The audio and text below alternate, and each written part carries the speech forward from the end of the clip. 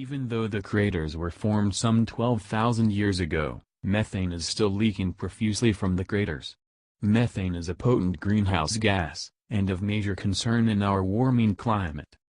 The crater area was covered by a thick ice sheet during the last ice age, much as West Antarctica is today. As climate warmed, and the ice sheet collapsed, enormous amounts of methane were abruptly released. This created massive craters that are still actively seeping methane, says Karin Andreassen, first author of the study and professor at Cage Center for Arctic Gas Hydrate, Environment, and Climate. Today more than 600 gas flares are identified in and around these craters, releasing the greenhouse gas steadily into the water column.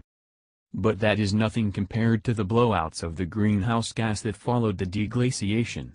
The amounts of methane that were released must have been quite impressive. Siberian craters small in comparison.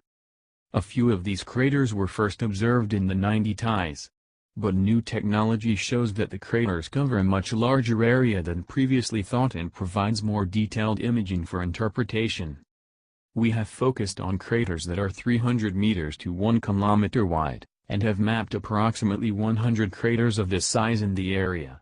But there are also many hundred smaller ones, less than 300 meters wide, that is, says Andreassen. In comparison, the huge blowout craters on land on the Siberian Peninsula's Yamlin-Jiden are 50–90 meters wide, but similar processes may have been involved in their formation. The Arctic Ocean floor hosts vast amounts of methane trapped as hydrates, which are ice-like, solid mixtures of gas and water. These hydrates are stable under high pressure and cold temperatures. The ice sheet provides perfect conditions for subglacial gas hydrate formation, in the past as well as today. Unbearable pressure builds up. Some 2,000 meters of ice loaded what now is ocean floor with heavy weight. Under the ice, methane gas from deeper hydrocarbon reservoirs moved upward, but could not escape. It was stored as gas hydrate in the sediment, constantly fed by gas from below, creating overpressured conditions. As the ice sheet rapidly retreated, the hydrates concentrated in mounds, and eventually started to melt, expand and cause overpressure.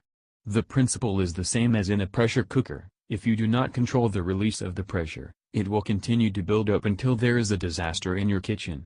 These mounds were overpressured for thousands of years, and then the lid came off.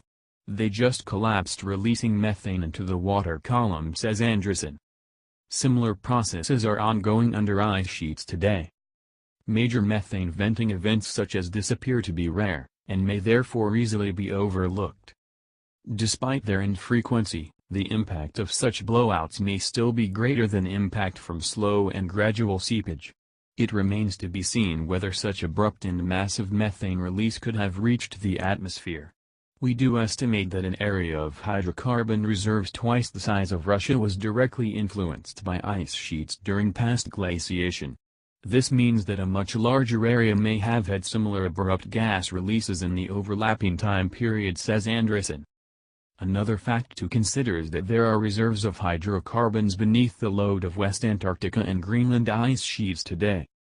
Our study provides the scientific community with a good past analog for what may happen to future methane releases in front of contemporary, retreating ice sheets, concludes Andreassen.